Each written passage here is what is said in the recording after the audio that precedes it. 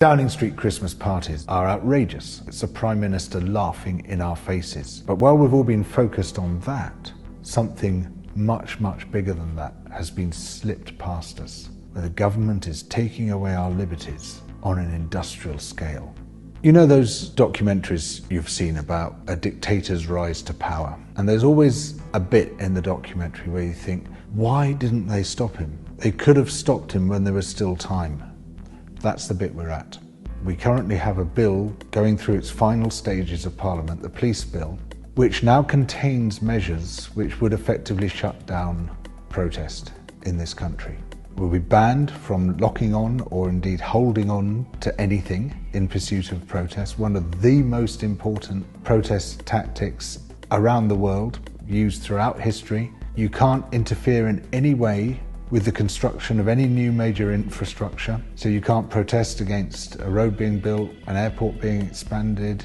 New stop and search powers, which the police will be able to deploy against anyone who they suspect might be carrying equipment for a protest, and indeed other powers where they can stop and search us without suspicion. But even worse than that is this power to ban named people from going to any kind of protest. You put them on a list, and those people are then banned from all engagement with protest, even from being able to go on the internet and talk about protest, anything like that, you'll be banned, even though you've committed no crime. Our basic democratic liberties are being taken away from us. So obviously, the media, the establishment, Parliament, they're all up in arms, they're in uproar over this. In your dreams, you could hear a pin drop. Almost no discussion at all of these massive dictators' powers. Parliament is almost silent on it. The Labour Party is almost silent on it. The press is censoring itself. We don't need that next stage towards autocracy where government censor the press, because it's already happening. And what's very interesting about this is that we have a whole discourse of freedom on the right. We have all these freedom warriors like Julia Hartley-Brewer and Lawrence Fox and Toby Young and Steve Baker and Oliver Dowden and Nadine Dorries, all these people who position themselves as being in favour of liberty. Not a squeak from any of them about these massive truncations of our freedoms. The only freedoms they care about are their own. It's not just the police bill which has been slipped past us while we've all been focusing elsewhere. It's also the Nationality and Borders Bill, an unbelievably oppressive piece of legislation where it enables, on a whim, the government to take away your citizenship, to take away your passport. And this could apply to up to 5 million people, predominantly people of colour. It's enacted the fantasy which people like the British National Party and the National Front used to entertain decades ago. It's actually turned it into policy. And it's gone through with scarcely a scrap of coverage. Again and again now, the government is passing these massive, history-changing bills, and the media is looking elsewhere. How can this be? What's going on here? What is this hypnosis which we seem to be under?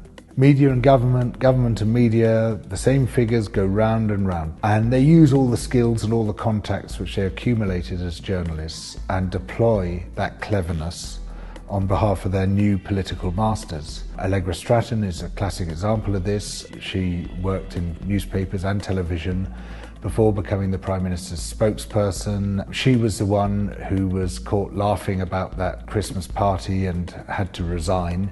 Basically the fall guy for Johnson, because the favourite Tory blood sport is shooting the messenger. But she was indicative of this meshing of media and government. If the media exists for a purpose, it is to hold power to account. But the great majority of the media reinforces power. Boris Johnson is the most dangerous Prime Minister we've had in the entire democratic era. He creates this impression of being relaxed and funny and spontaneous and bumbling and incompetent. It's all calculated. And he disarms people with this impression of bumbling incompetence, but he's absolutely ruthless when it comes to the pursuit of power. And he senses weakness in our political system like a shark smells blood. And so he homes in and exploits that weakness to great effect. If there's one thing that the history of the past 100 years tells us, it is beware of the clowns.